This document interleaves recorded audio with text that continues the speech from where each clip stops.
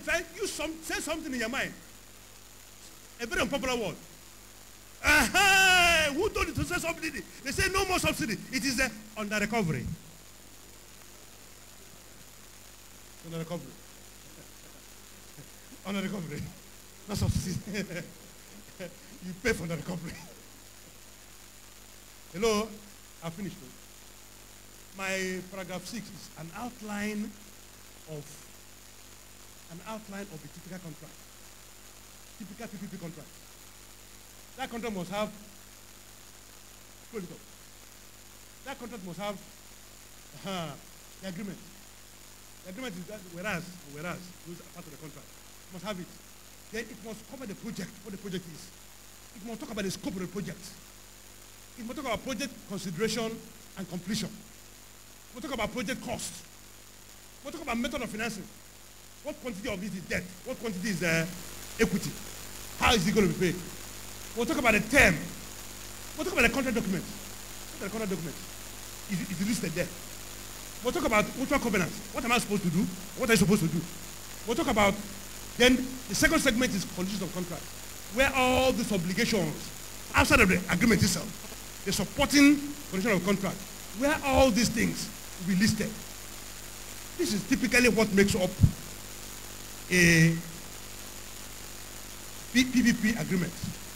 And so I called it pro forma contract. In conclusion, as a value for money proposition has always been a core driver of government PPP policy.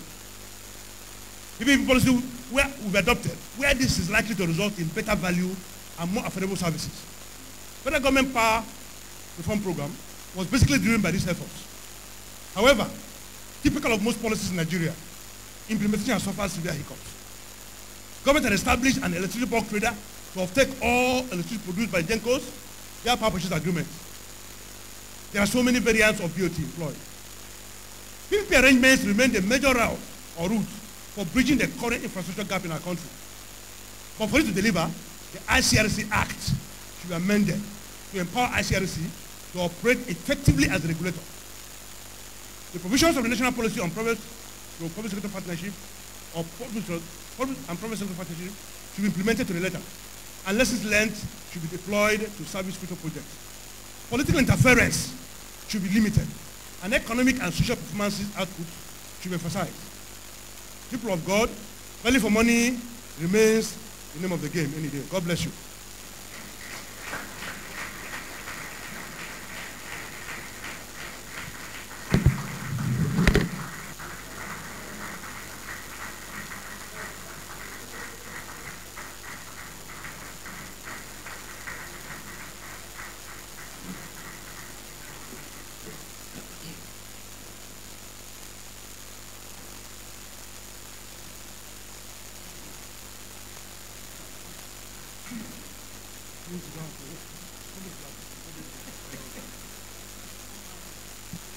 Thank you very much, sir.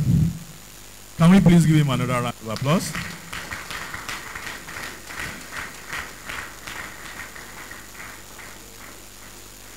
Well, I'm sorry I could not stop. Because I gave him 40 minutes. And he spent 55 minutes. And even me, I was hell-bound that I could even get up to give him 5 minutes more. Because it's like he should just continue. I'm sure you all enjoyed the session, right? Can we give him another round of applause?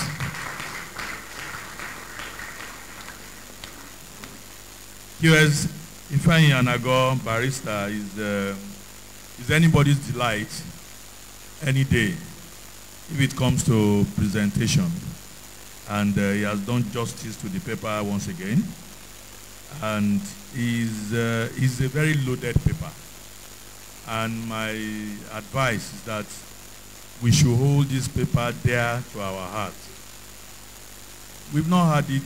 I'm sure by the time we take the second one, we'll know that we have a full bouquet today to go away with, because we have very eminent people who are seated here who will really do justice. But let me just give us a short overview. It started with a short anecdote or story about value for money, which to drive home the point of value for money. And yesterday too, we learned so much about the issue of value for money, which essentially is the bedrock of the function of a quantity surveyor. These days, it's not just to carry the tag quantity surveyor, but what are you offering on the table? What are you putting on the table? What are you providing to the client? And the essence of our services is value for money for the client. And that he was able to tell us. We, of course, moving into the paper itself, it started off with the ICRC, which is the Infrastructure Concession Regulatory Commission Act. And I believe we should, if possible, we should have a copy of that so that we will be able to know into details what that act talks about when you are talking about PPP. But that's the way to go now when you are talking about infrastructure. I said yesterday, Nigeria right now is grappling with the issue of infrastructure deficit. And the only way government, as we speak, cannot fund all the infrastructure facilities that we have in this country. It's not possible. Lagos-Ibadan Expressway has been there for how many years? So many other facilities, all the airports, they are in dilapidated states in the country. I talked about Stadia yesterday. So these are facilities that in advanced countries, when we go there, we enjoy going there. We enjoy seeing those facilities in their current state. They are working. They are optimally functional. But here, we are having challenges. So we need to look at that act. And in the whole paper itself, it broke down the spectrum of the PPP and talking about service contract, the management contract, lease contract, concession, and all that. And all the different variants of BOT, we have BOT, we have BOO, and all that. Some of us, we need to really see the definitions of all these kind of agreements, which can be applicable in PPP arrangements. And then the project itself, which is, it told us that PPP, for it to work effectively, even ICRC emphasized that it must be on a structured model. And the way to do that, of course, you must have the project procurement phase and the implementation phase. He tried to explain all that to us. And then the key issues there, which are the matters arising. Those are the interesting part of it, of the paper. And in that area, he was able to give us what I can call the case studies. And this I really want us to look at to see practical examples of PPP arrangements where they fail and the ones that failed among them. He mentioned the MM2, which we are familiar with, and the major problem and the dispute areas, why they are having problems. And he emphasized by telling us that for all arrangements or agreements, as a consultant, we must ensure that we interrogate all the clauses and conditions. Make sure you check every detail. Cross all the T's and dot all the I's to ensure that it's not when the project that you will now come back to say, please, let me review certain clauses. It doesn't work that way. So that's a takeaway for us. If you are one to be a consultant, a transaction advisor on any of the PPP, ensure you interrogate all the agreement clauses. Then he mentioned another example, which is the port. Right now, I'm sure we are aware of the challenges we are having there. And then he mentioned the Lagos-Ibadan Expressway and several power projects that are in different stages of agreement. Then, of course, the specific challenges that he had. Honestly, I need to let you know, this paper is so rich. You really need to go and sit down to study and every details of this paper. For anyone who is seated here, just consider yourself lucky for being here as one of the audience for QS Ifeanyi. And conclusion, he gave us his recommendation why ICRC Act should be amended. and so many other beautiful points which you can look at. I'm sure we're going to have question and answer session, which will be a session for us to be able to ask him specific questions. So I would just advise for those who have written down their questions, just get your questions. He will be here to come and talk to us again. Just jot down your questions without wasting time so that we can move on straight on. But I'm going to end up again by asking for another round of applause for QS Ifeanyi Anago. Sir, thank you very much for that beautiful paper. Thank you so much. God bless you, sir. We're going to move on straight to the second paper. Please fasten your seatbelt again. Get ready for another. You're going to take off with another one who is seated here with us. And is the Deputy President of the Nigerian Subcontinent Surveyors.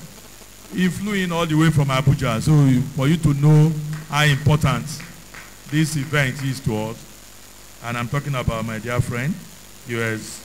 Mohamed Habator, who is here. Can you please give him, usher him to the podium with a round of applause. The title of the paper is Roles of Stakeholders in the Implementation of Partnership Participation in Infrastructure Provision in Nigeria. He has 40 minutes too, and I hope I'll be able to bring him to 40 minutes. Thank you.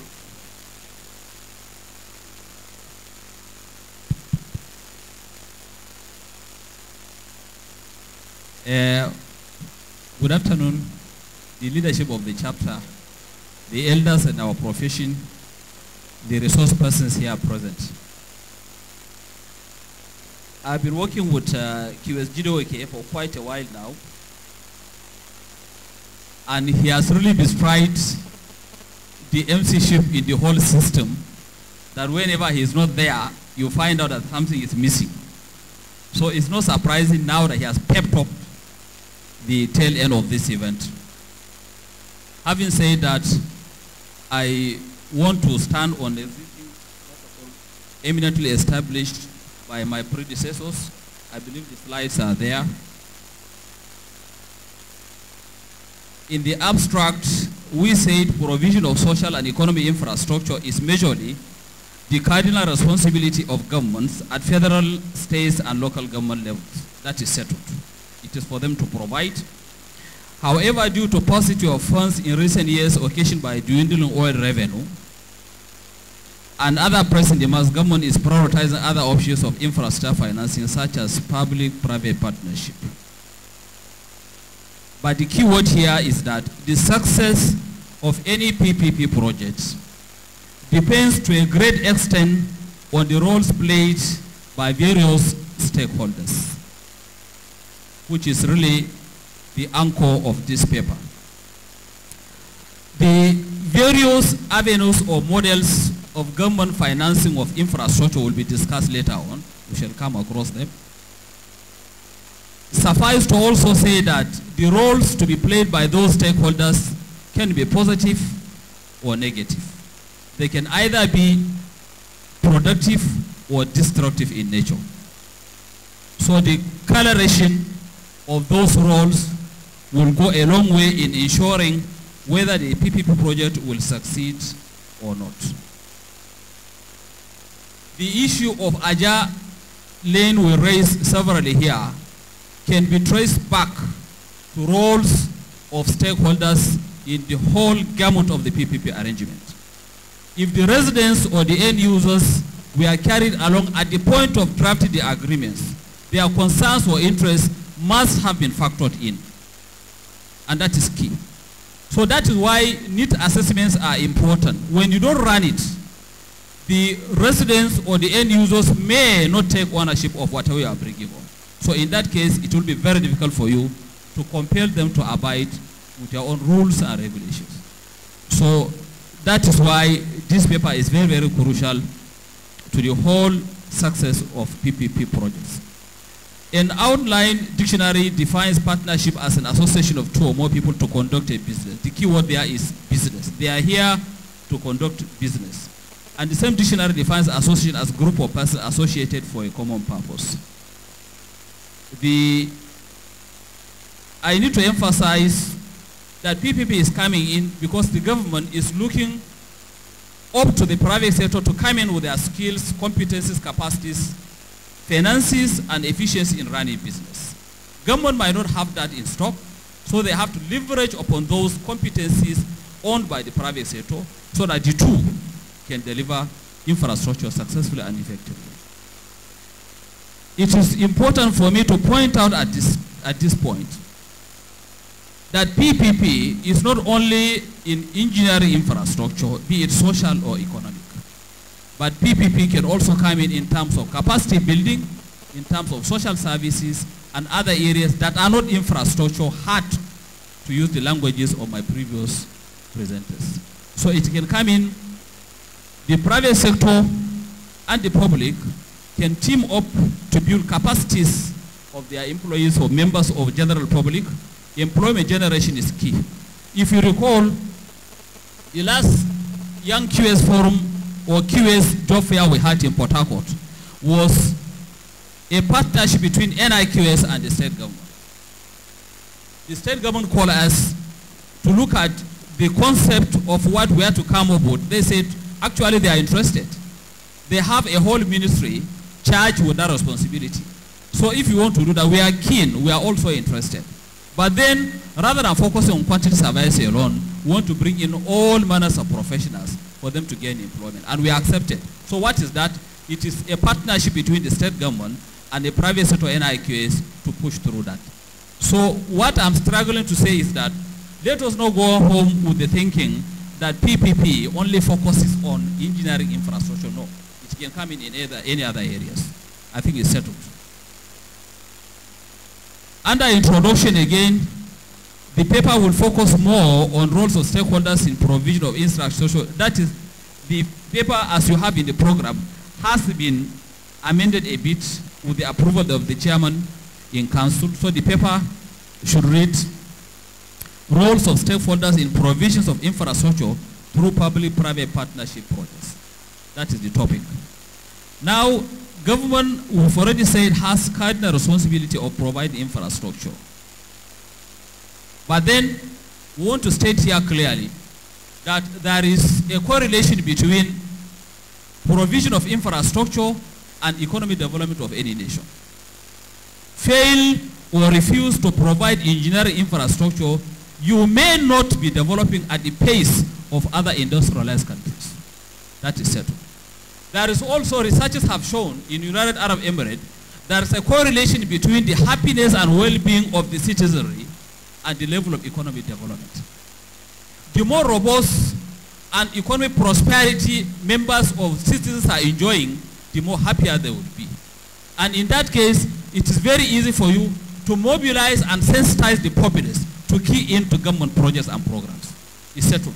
So it is here very important for our politicians to understand that if you want the citizens to be happy, then work on economic prosperity. You cannot work on economic prosperity unless you sink in enough funds into infrastructure development. If you don't have the funds through the routine or traditional budgetary provision, then look towards the directions of PPP projects. Next slide. A lot have been shared by my predecessors on types of infrastructure: economic infrastructure and social infrastructure. So I don't need to overlabor that.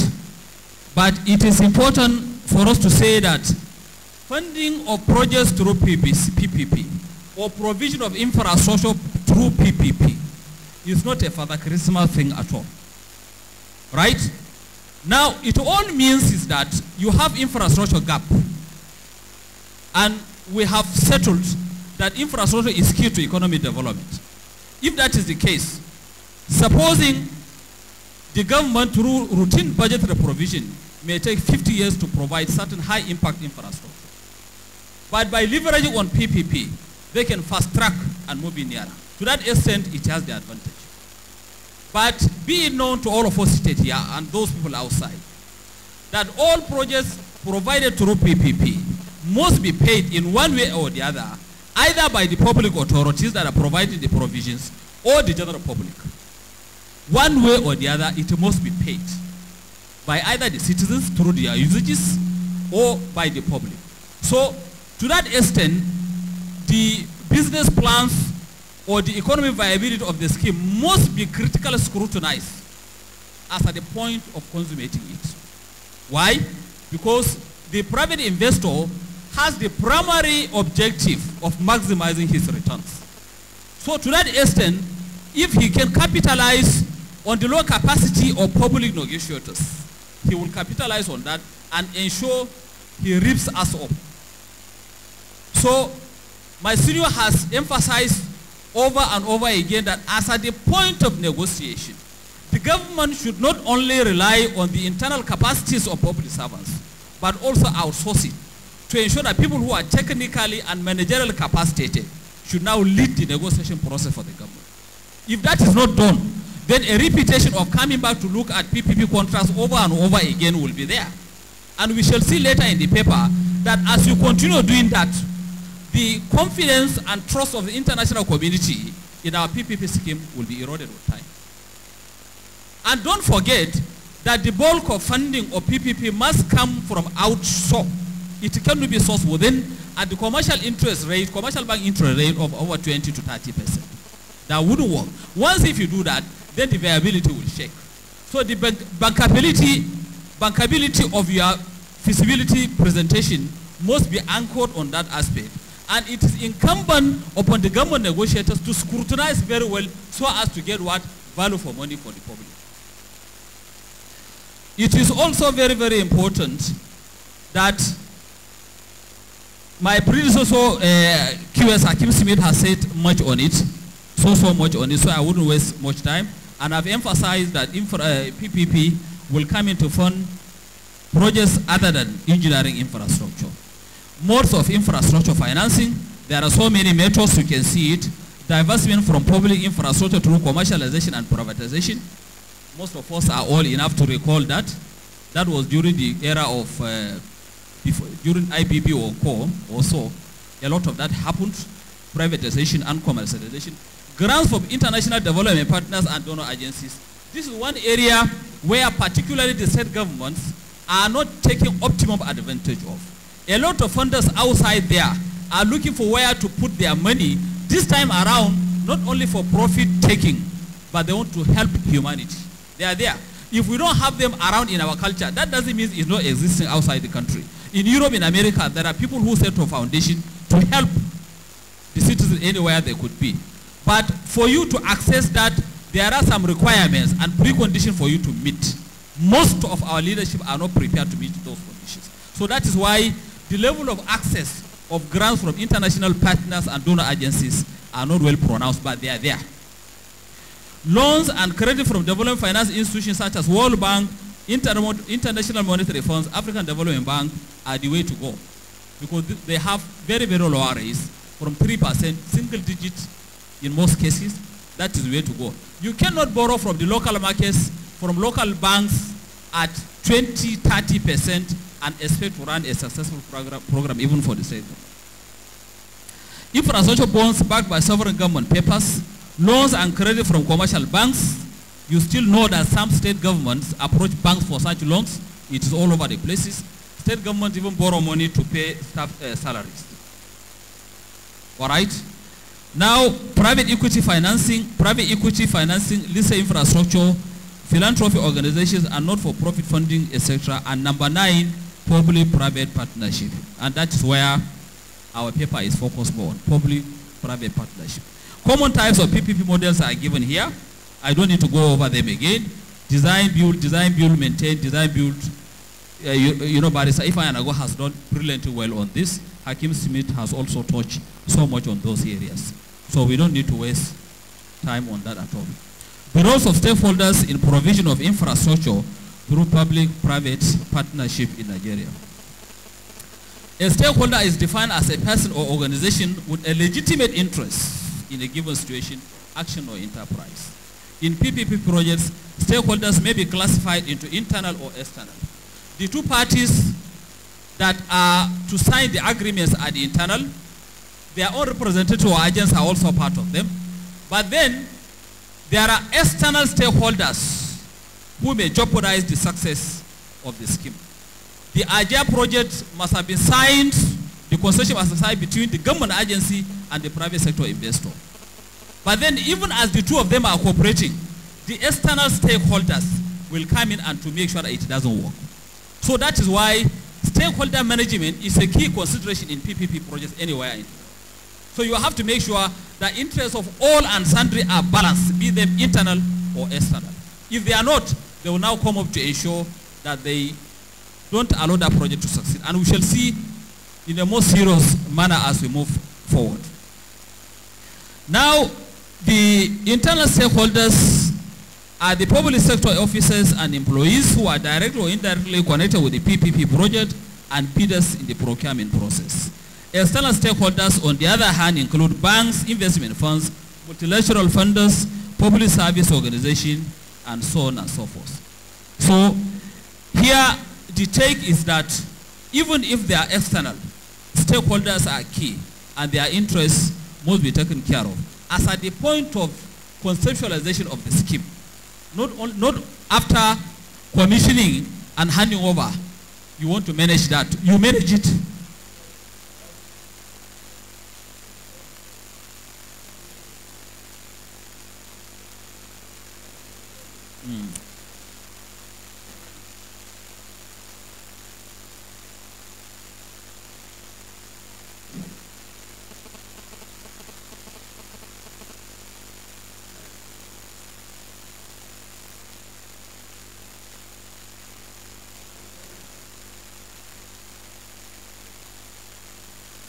Now, there exists very rich literature on the subject of stakeholders' involvement in PPP.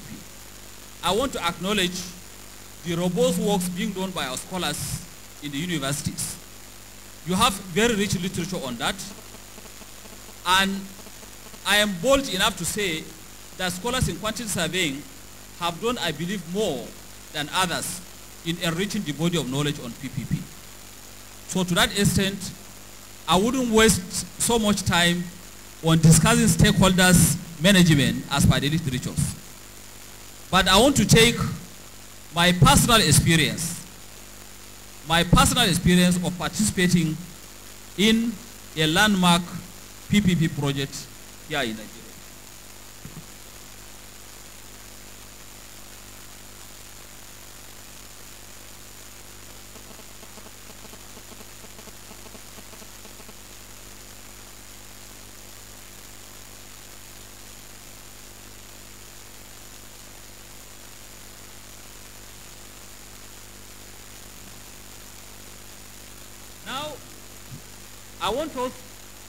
I want to share my personal experience while serving as a project quantity surveyor to a private investor and also a project manager at the same time.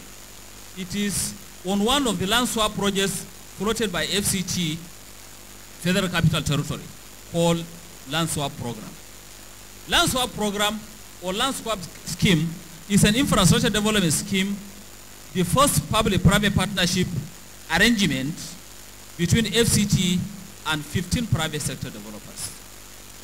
It goes this way: the FCT administration will carve out and allocate massive lands running into hundreds of hectares to each of the investors. The investors in return will develop them. They will surmount all of the challenges, carry out the technical feasibilities, funding, etc. And at the tail end, it will be shared in an agreed ratio between FCT and the private investors. Is that clear? That is the principle at which that PPP program came up. So at the tail end, they will now be sharing. The private sector will take this much of the developed areas, and FCT administration will take this much of developed areas.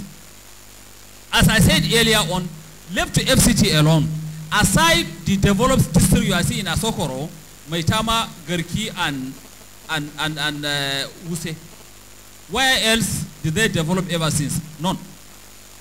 None at all.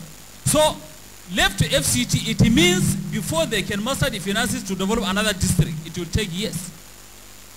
And if you look at the inflow of citizens into FCT, it means they need more robust engineering infrastructure, serviced plots for them to build.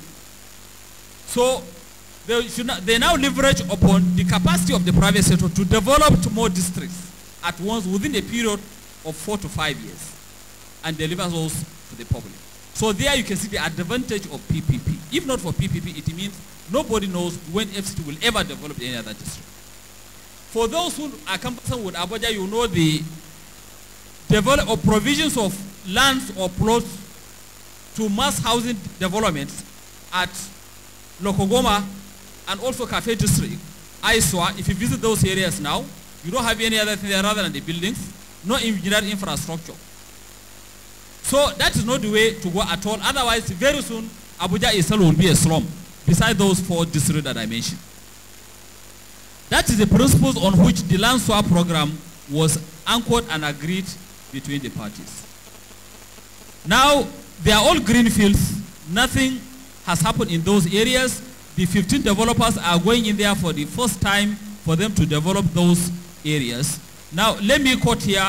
A total of 15 investors were participating in 8 greenfield districts, earmarked for the scheme, 8 districts. Each developer was independently evaluated with respect to technical competency, financial capability, and managerial skill. According to Sani, each investor gets specific hectares of land for real estate development and is at liberty to sell the land or build houses on the land and sell or manage the developed lands by themselves. Actual construction works are yet to commence. We'll come to that. It's very, very important. If actual construction hasn't started, what are the consequences? What are the opportunity costs? We'll look at that.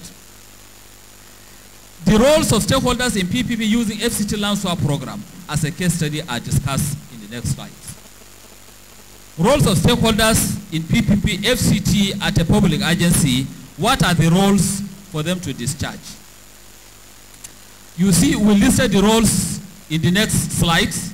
You see them: approves surveys, geotechnical and drainage reports, approves engineering design and bidding documents, ensure that FCT standard and specification for district infrastructure works are strictly adhered to, ensures no investor commences real estate property development. That is key. That's number 4. Ensures no investor commences. This clause, while preparing for this and while participating in land swap program, these clauses are captured in all of the mass housing delivery schemes in FCT. But they are not working.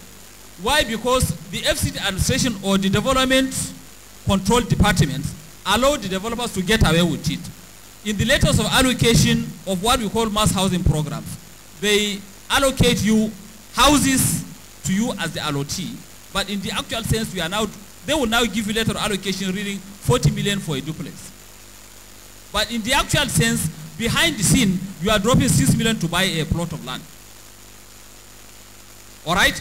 So it means rather than waiting for them to provide 35–40% of the infrastructure before commencing sales of those properties, they do beat the system by, while not even putting 1 inch of any lateral anywhere for infrastructure, they will now sell the plots of land to persons, but under the cover of selling you houses, so that even if the authority takes them up, they will now say, we are not selling plots, we sell houses. And by the time developers or the off-takers come up with their documents, it is reading what? Houses, not plots of land.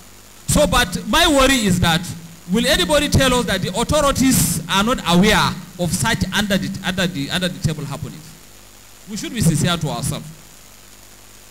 If you want to put clauses, stay by it and ensure they are implemented. You say don't start selling plots unless you provide at least 35% of infrastructure. And yet right from the zero, they are selling it. And you say they are not aware of this. I think it's doubtful. Now, ensure all project costing are well scrutinized by in-house professionals as well as private sector consultants. Why is this important? Why is this so important?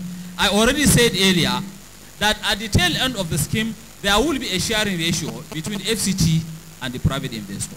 So if you don't scrutinize his costing elements, it means he will now take the bulk of the pros or even leave you with zero.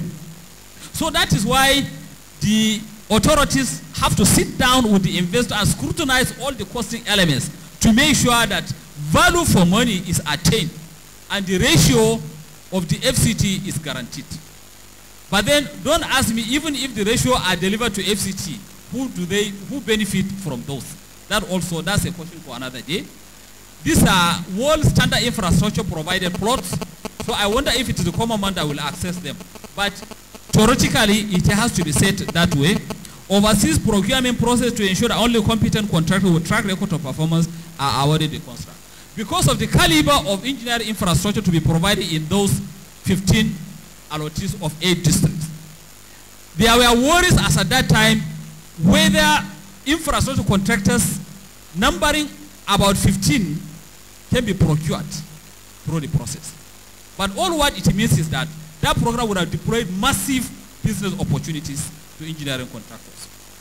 All right? Provides primary infrastructure while the developers are to provide their secondary network of roads, sewage, stormwaters, telecommunications, electricity within their own allotted lands.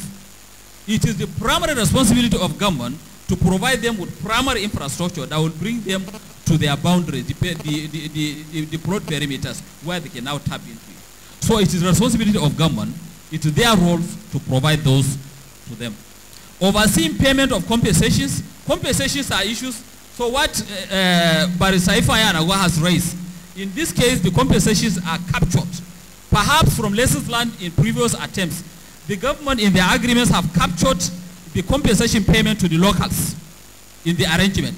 So it will also be developed, but then the FCT admin will superintend and supervise disbursement of the compensations to the local.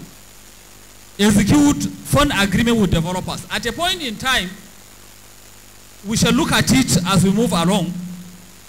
The land swap program would have brought in $6 billion in foreign direct investment. That $6 billion definitely cannot be sourced locally. If you translate at 350 naira per dollar, you are looking at over 2 trillion naira. That cannot be sourced locally. It will collapse our banks. So, in this way, the international finance organizations and houses are asking, where is the agreement binding you to the FCT authorities in order to stimulate our confidence in the whole process? So it is important, once if the agreements are signed, there are so many other persons along the chain that are interested in what we are signing with the government. Then need assessment and project identification is key. Lessons, roles of private investors are also stated here. Carries out familiarization of existing structures, prepares and submits inspection report for consideration, carries out field investigation, prepares engineering design and costing, prepares contract documents, environmental impact assessment, so on and so forth. All of these things, all of these are deliverables expected from the private investor for them to submit it to the government for scrutiny. And because of the complexity and capacity of land swap program, the government cannot boast of in-house capacity, technical and managerial, to review and advise on all of those submissions. Mind you, all the 15 are working simultaneously at a time. So they have to what? Outsource it to outside, to private consultants to come and beef up their capacities. So, and in the same manner, we shall see as we move along, the private investors must also outsource, even as the government evaluated them based on technical, managerial, and financial capabilities. The scope are so huge that they have to outsource it to private technical consultants to assist them.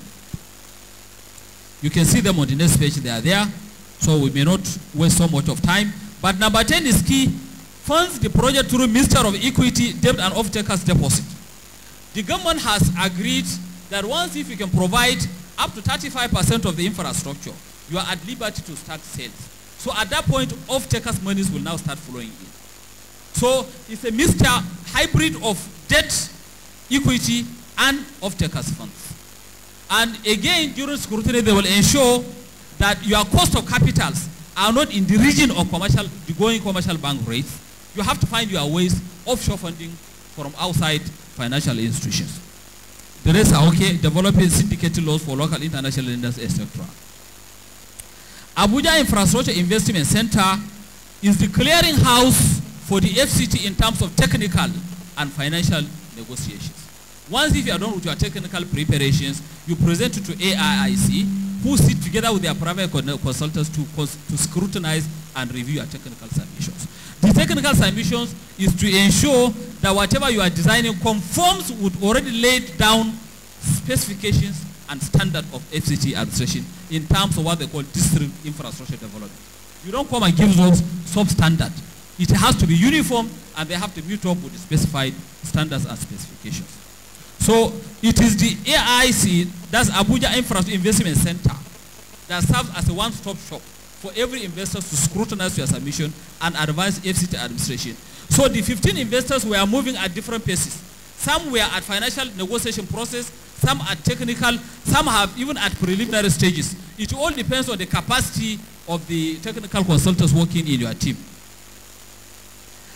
Next, we can now see, let me also say that the 15 of them came together to form an association or a cartel in order to protect their collective interests.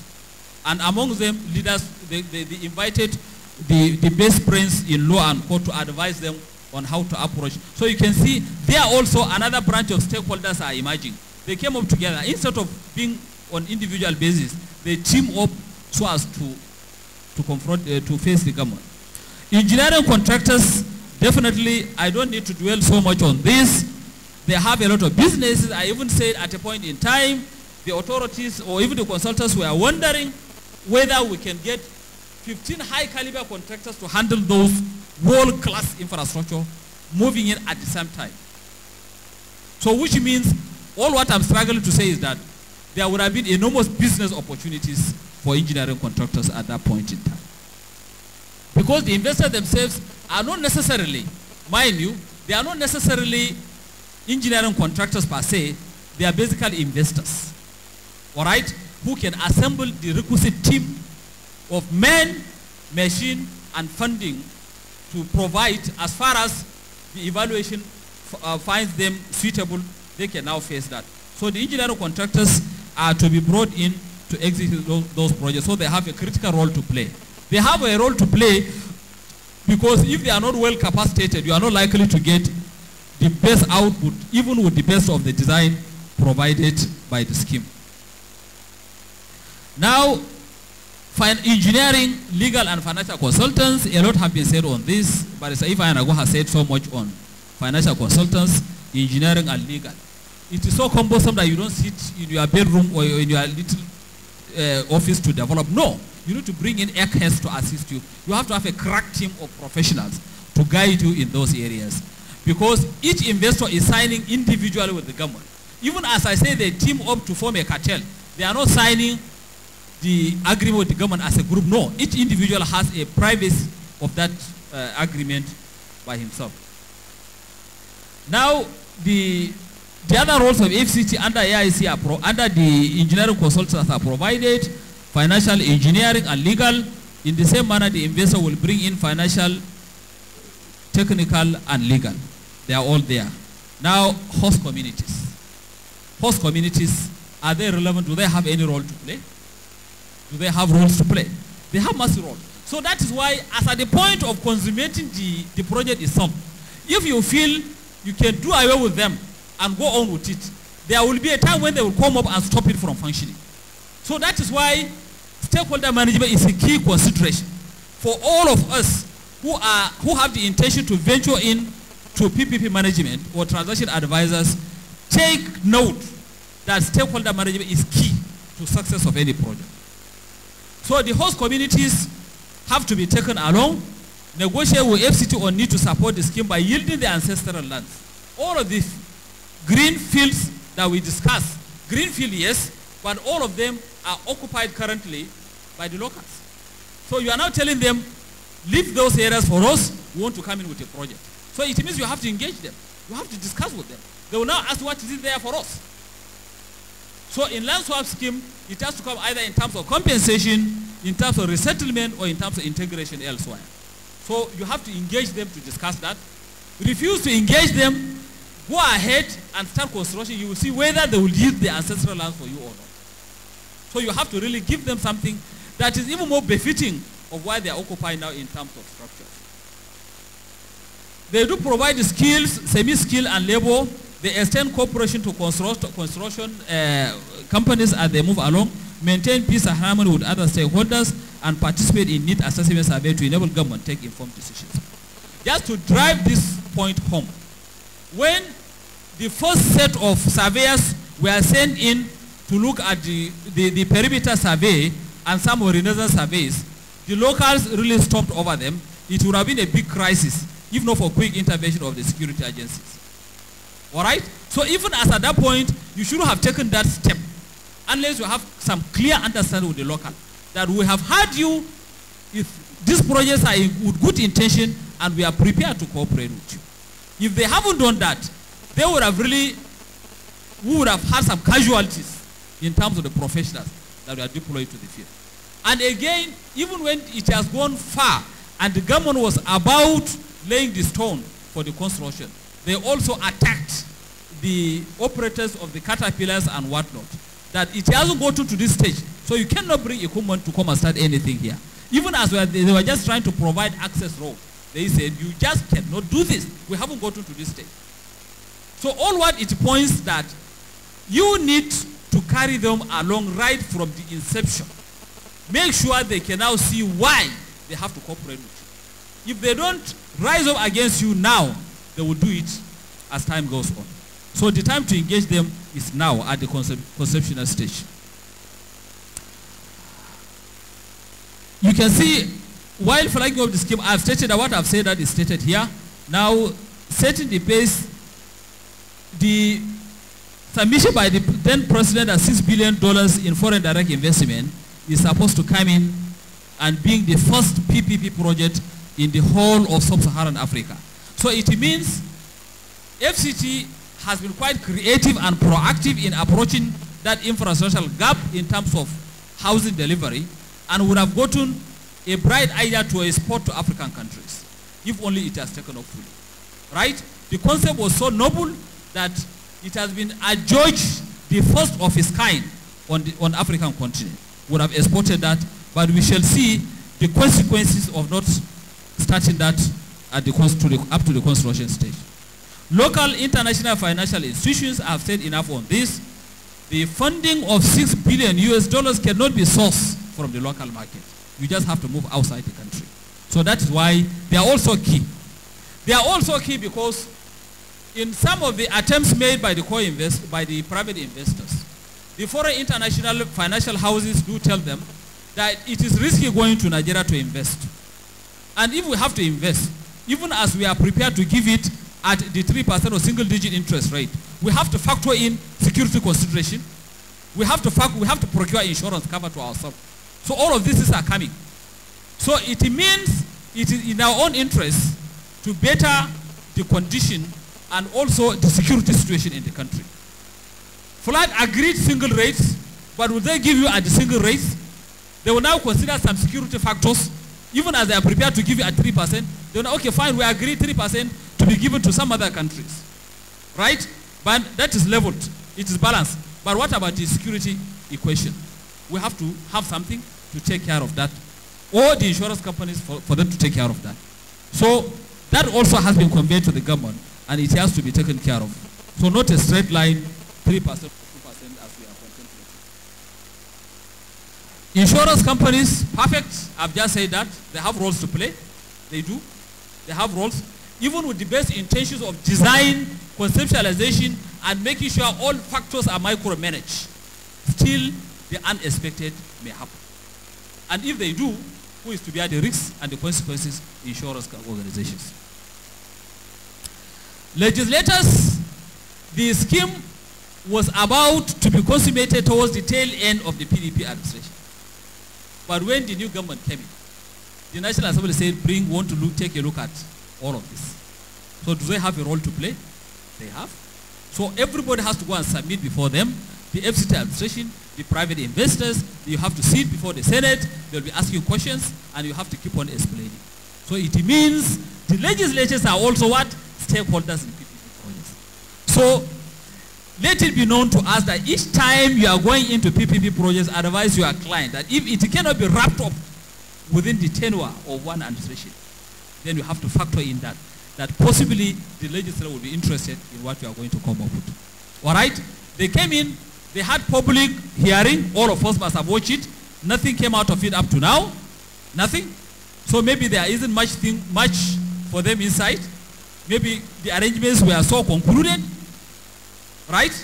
So now, but then the bottom line is that do not discount the roles and influences of the legislators.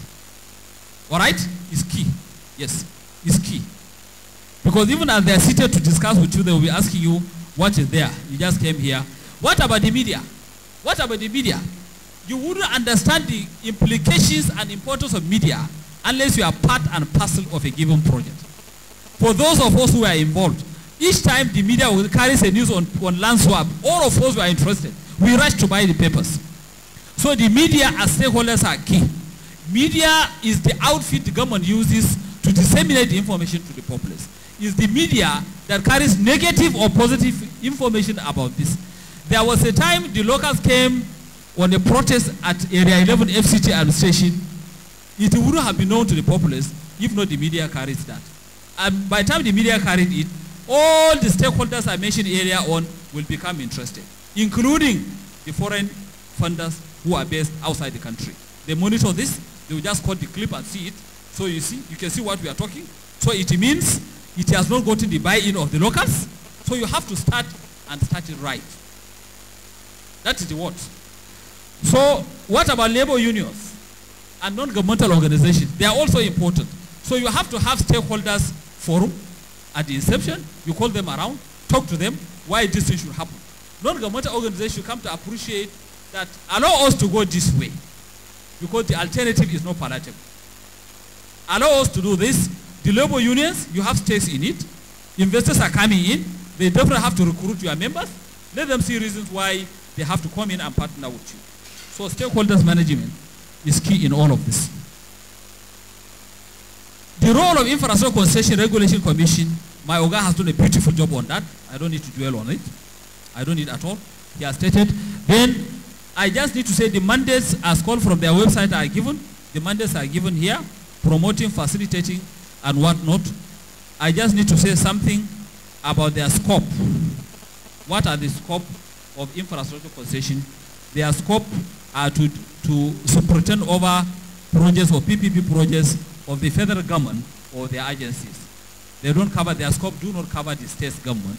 The states need to domesticate if they want, or they have to run their own different public procurement law, and most of them are doing that. Some do domesticate what we have at the national level with some minor amendments, but so many go the full hog of revising and amending. I don't know what obtains in Oyo State, whether they have PPP law, Public Procurement Act law here in Oyo State. So many states have that. So that's that about the scope, the mandates of infrastructure concession. What are the opportunities for quantity surveyors in PPP projects? While carrying out these studies, and our participation in land swap has shown that quantity surveyors have more opportunities in PPP projects than traditional contracts. Yes, you'll be surprised. You have more opportunities when it is PPP projects. Now, you can serve as costing and cost management consultant to investors, as we did. That's why I said as the first. We did that. We are the cost consultants and project management consultants to the investors. They can serve as project management consultant to investors at both design and construction stages. Serve as key member of study group charged with responsibility of preparing feasibility report. You are a very strong and critical member of the feasibility preparations team. They rely so much on your submissions. So it means you are key. In short, no feasibility report of this magnitude can be concluded without the input of a quantity surveyor somewhere. But if they do that, let them go on. They will really dig their own grave. Because so much must depend on the quantity surveyor for them to drive it home. You can serve as reliable transaction advisors. Oga has been acting, so many of our quantity surveyors. Past President Murtala has been acting. Murtala Oladapo has been a transaction advisor on so many. He's a quantity surveyor, right? So these are opportunities we can develop. Could be an active member of private consultants advising the public sector. I've stated that the public, because of the depth and capacity of land swap, they have to bring in outside consultants to assist. Part of those consultants are what? Quantity surveyors. could be active, serve as contractors, quantity surveyors, engineering contractors, as they are coming into those 15 land swap programs. You have quantity surveyors attached to each and every one of them. You can see it. So ordinarily, in a conventional construction contract, you have the QS for the contractor side, you have QS for the, that's all where it ends. But you can see me mentioning over and over, you have up to 10 of them. 10 different areas in which quantity surveyors can ask. Serve as expert witness in dispute, serve as arbitrator on PPP related disputes, participate in preparation of insurance claims. Even when it happens, the insurance organization will rely on part of your own submission to tidy up their claims. And then, over and above all of that, if we put our acts together, quantity surveyors can as well be the business entrepreneur that can now vie to be the private investor in all of these people. Who said it would happen? It can happen. Only if, as my Oga said, we can now take ourselves out of the box and refuse to be narrowed to the technical arena. We can now explore the possibilities of partnering with others and be business entrepreneurs of high capacity. In that case, we can also come and vie and participate in PPP projects. And we can get it. We can get it. We are dwarfing our capability and reach by saying we can only serve as consultant quantity surveyor to this. Why can't we be the business entrepreneur himself? Is it not possible? It is possible. So these are opportunities for the quantity surveyors to look at. Now, the next slide. What are the opportunity costs of land swap not taking off the drawing board? It is still on the drawing board. Combination of all that we stated, the roles to be played by all the stakeholders. Somewhere, somehow, one or two of the stakeholders are holding it back. Is that clear? Some of the stakeholders are higher than others, and somewhere somebody is not too keen, and the project is still on the drawing board. So as far as it remains on the drawing board, these are the opportunity costs. I think they are there. Opportunity costs, first and foremost, all the 10 roles we mentioned for the quantity surveyor, he might be acting at the pre-contract level, but at the time he aspires to function at the post-contract, and the project is on the drawing board. The hopes are what? Dashed. So then you can now see, what about the national economy? Injection of 6.5 or over $6 billion in foreign direct investment is massive. That would have stimulated the entire economy, not only of FCT and environs, but the whole economy. Because we might be compelled to pull indirect water from Lagos and Ibadan to go to Abuja, because the few we have in Abuja, you can count them on their fingertips. The RCC, the Setraco, the Bega, as far as the government is not bent on giving more than 2 to a particular contractor, because it's massive and it has to be finished simultaneously within a given time frame. The whole contract with high capacity must be moved up for them to go and execute that. But if it hasn't taken off, what's the business for those contractors? None. FCT, further district developments, they cannot develop through the conventional budgetary provision, and if they don't allow it to take off the drawing board, it means we stay like that. We stay as it is. Beside the Asokoro, Maitama, Wuse, and Garki, you stay on there. They end up giving 1 or 2 allocations to some Shylock private developers that will not give infrastructure development. So you may very soon have some areas that are ISWA within the FCT itself. Investors, lots of business opportunities, right? The 15 investors we mentioned, this is a golden opportunity for them to invest their idle cash if they have, and also deploy their capacities this time around at the highest level. Is lost. Engineering contractors that we mentioned is lost. Consultants, financial, the additional rewards accruable to them at the post-contract or construction levels wouldn't be there. The little we had at the pre-contract stage or the negotiation, that's where it ends. So it is everybody's prayer that it should lift the drawing board. What about host communities? The host communities also, opportunity for them in terms of cooperating, resettlement, compensation, and even provision of labor during construction is dashed. International financial institutions and insurance companies. My worry in the case of international financial institutions is that the hype as at that time was so heavy that all of them came in and exhibited sincere intention of collaborating with Nigerian investors to partake in land swap. Now, because of reasons not too clear to anybody, the project is not leaving the drawing board. And we are now into the third year of this administration. I think it calls for concern. So, next time, you come in with the same volume of hypes and say they should come and partner with you. I wonder whether they will do it with full confidence. And that is when, in the next attempt, while giving you their provision for cost of capital, they will even jack it up. Now, aside the security challenges which we have to cover financially, we have to monetize it. We also have to monetize the turbulent political environment. All right?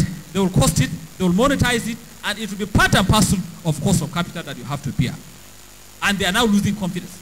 We say this over and over again. You cannot finance PPP projects based on the ongoing commercial interest rates. You have to source it offshore. And if you are sourcing it offshore, over and over again, you are giving them signals of your level of insincerity and lack of commitment and political will on PPP projects. Training opportunities for students and younger professionals. Training opportunities even to the consultants on it, because of the capacity and level. Most of engineering consultants with whom we partnered have to procure latest version of their software to cope with the demands of the job. So it means everybody along the line are learning, either in terms of raising your capacity technically or deepening it if you already have one. All right? Then what about our students in universities and polytechnics? Such magnitude of projects taking place in FCT would have been conducive environment for us to ask the lecturer to take them on what? On excursion. What you are seeing in papers, you just go and see it practically. Because land swap carries all gamut of engineered infrastructure. From roads, stormwater, sewer, treatment plants, water supply, substations, electrical street lightings, communication, mention all of them were there. So whatever topic you are treating in the class in terms of cost, technology, and measurement, you take them to FCT. Somebody said, all right, when the four previous districts were being developed, we had people participating. That time, the whole of Abuja was a site.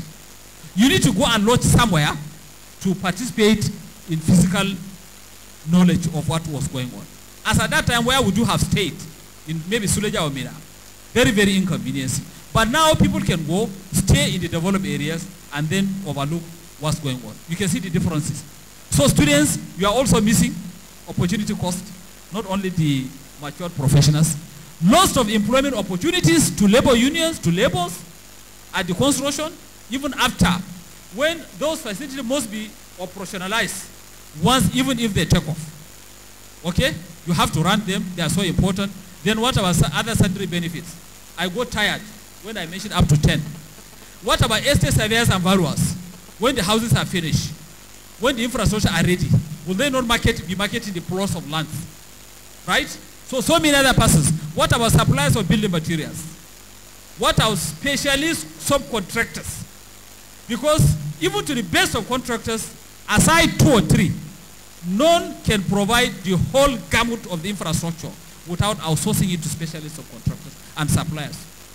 Are you looking at the electrical substations? Are you looking at the transformers? Are you looking at treatment plants, packages? All of this should be outsourced.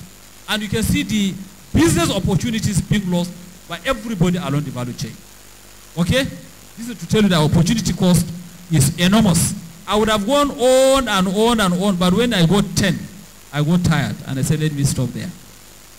Above all, I said, the international community may lose confidence on our commitment and political will on provision of infrastructure through PPP. All right? If we are not careful, we take one step forward and take it 2 steps back. It's either you are reversing, adjusting, or you want to review by the MM2, or you want to revisit. You don't do that. You don't do that. Let us be diligent as at the point of planning. Don't let us take off. Then midway, we now change the rule of the game. Right? Who is it that is averse to private sector making money? Because that is their business. They want to make money. They made money within 3 years, and you had hypertension and you want to reduce, what? You don't do that. The point for you to have done that has passed. So what should you have done? Learn lessons so that next time you don't repeat it. So, conclusion. Identification and management of stakeholder is an important consideration for overall success of NIPPP.